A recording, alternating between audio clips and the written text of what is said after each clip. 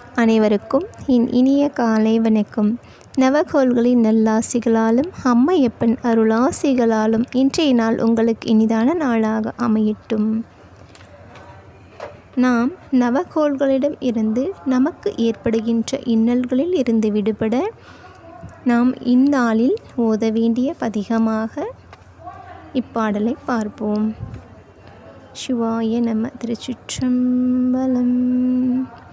நஞ்சனி கண்டன் எந்தை மடவாள் தனோடும் விடையேறும் நங்கள் பரமன் துஞ்சிருள் வன்னி கொன்றை முடிமேல் அணிந்தின் உளமே புகுந்த ஆதனால் வெஞ்சின அவனரோடும் உருமிடியும் மின்னும் மிகையான பூதம் ஆவையும் அஞ்சிடும் நல்ல நல்ல அவை நல்ல நல்ல அடியாரவர்க்கு மிகவே.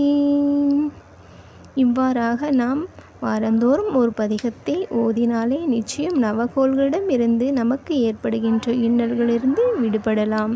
நிச்சயம் நமக்கு கோள்கள் அனைத்தும் நன்மையே செய்து தரும்.